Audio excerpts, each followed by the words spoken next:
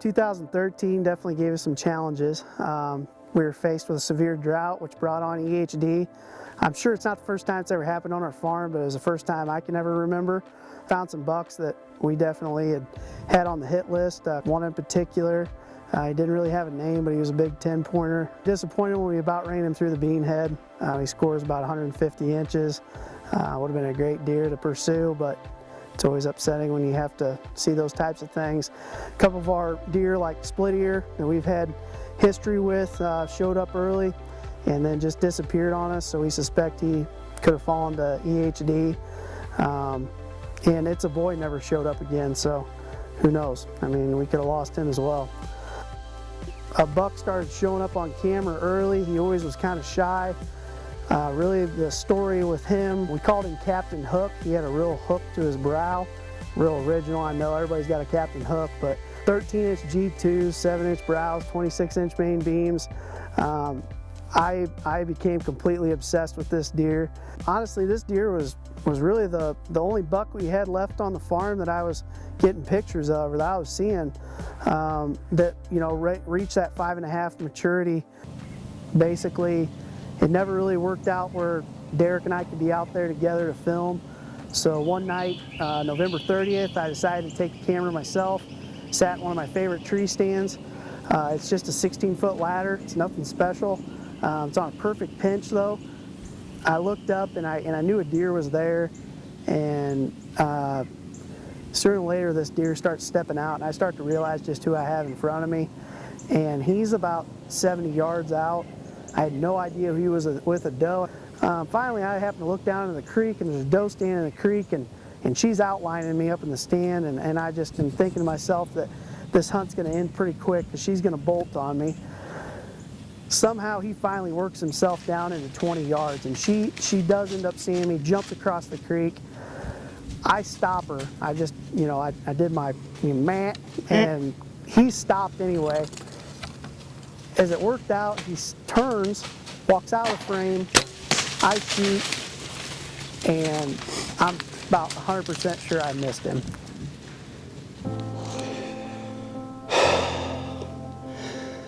I've been after that deer all year, and I just missed him.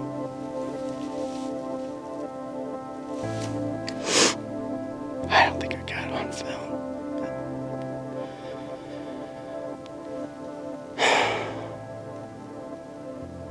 And that's a terrible feeling, but what's even a more terrible feeling is when you walk up to your arrow and you realize that you've gut shot a deer. And I've never felt so bad, because it was 24 hours later that I finally recovered this deer and tracked him for a quarter of a mile. You know, nobody wants to put a bad shot on a deer. Nobody wants to brag that they smoked them when they didn't, and I definitely put a bad shot on this deer, but I'm so happy I recovered him, and so happy we got to utilize, you know, everything out of him. I thought for sure I was going to go home crying today. Either way I'm going to, I think. It's a monster, ain't it?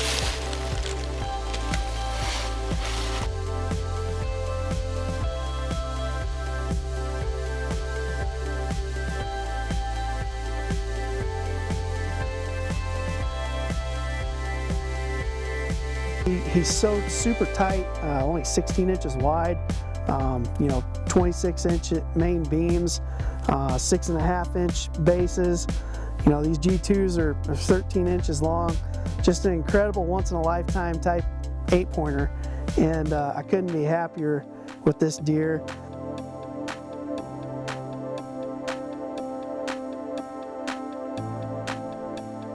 So it's spring 2014. 13's challenges are behind us. We've learned from them. There's things that we're going to do a lot different. There's some exciting stuff I have going on. One thing that I've been fortunate enough to do is have Casey down and have Eric Long down to talk to me about you know, habitat enhancements. Be fortunate enough to have Tom James there to help me with the Firminator. Our entire team is hot and heavy into spring food plot planting season all across the Midwest. We're going at it hard and heavy. Casey and I are over here in central Illinois today to help Ross out And man, we've got a really neat thing going on today. We're going to use the Firminator and Pennington seed to do a wide variety of seed species and also different functions of the Firminator, probably more than you'll ever see done on one property in one day in one setting. So this year we start out giving our farm a big facelift, and by that we converted a cool season stand of CRP to warm season grasses. We put in more food plots, we incorporated fire breaks. A few things that we're going to do today: we're going to seed some Durana, white clover, mixed with chicory, cool season fire breaks. As Ross is planting warm season grasses, he's planting these clover chicory breaks all the way around the farm between the woods and his warm season grasses.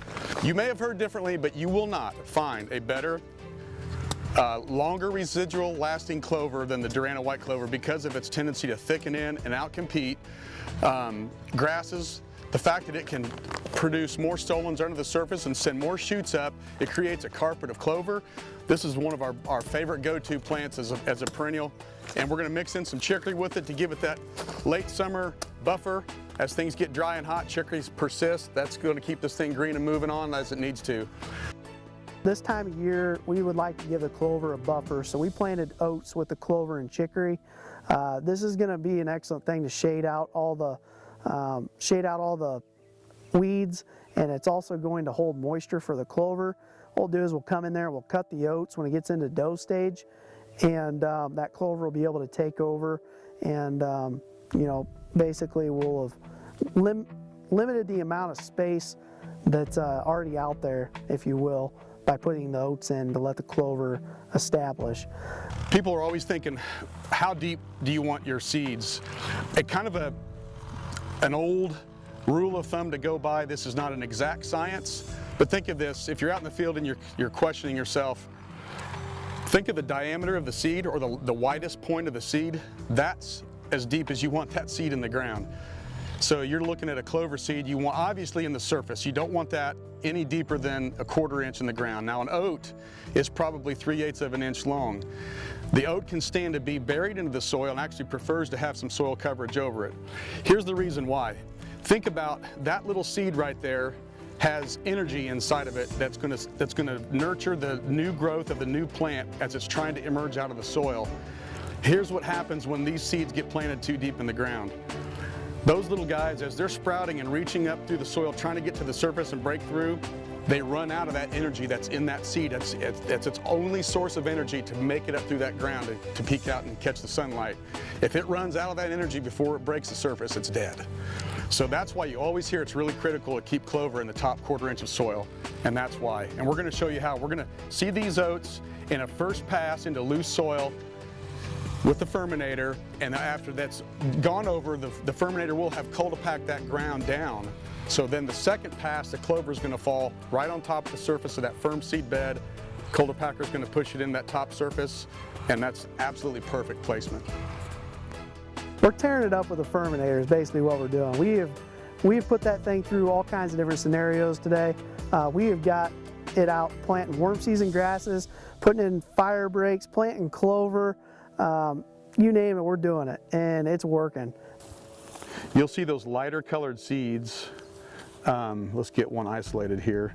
Right there, those blonde or tan looking seeds, you'll see they have absolutely no hairs on them whatsoever. There's no fluff, period. So this is about like seeding a clover mix, really. When you look at it, there's nothing bigger. There's a few other species in there besides switchgrass, but absolutely no fluff. So there's not a problem seeding this in the Firminator without any kind of special treatments or special sort of setups.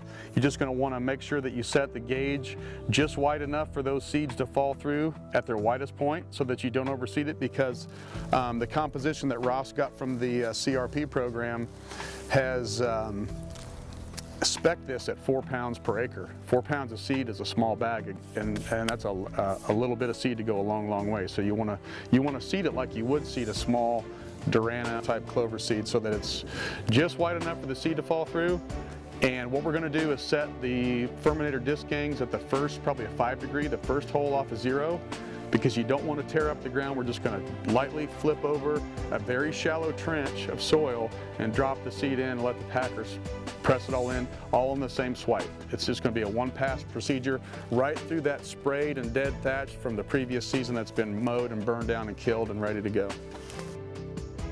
You get a spot here where the coulters didn't really work up the ground. You can see all the little switchgrass seeds all over the place here.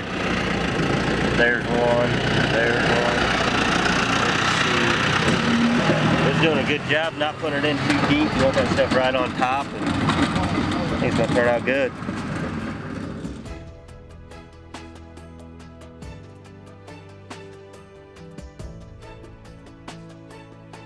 When you build a paradise for them, or you just start doing anything management, it's the smallest things that attract a big buck to your property. Not only big deer, I mean just healthy deer, lots of deer. I mean, it's all about making a healthy environment for healthy deer, and we don't want you to get the idea that we're out for just big bucks. I mean, we all have goals. My goal is to hunt big mature whitetails. The next guy's to fill his freezer, and there ain't nothing wrong with that. I mean, I fill my freezer every year for my family, and there's nothing better than just going out and enjoying the experience, but there also is nothing wrong with having goals.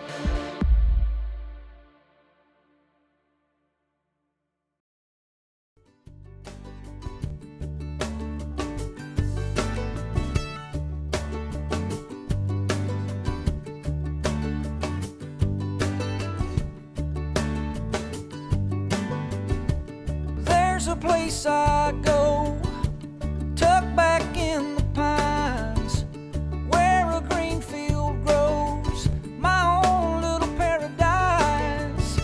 I'm thankful for this land and the life that it provides. See, the measure of a man is what he leaves behind. Oh, oh, take what you need and pass it on down.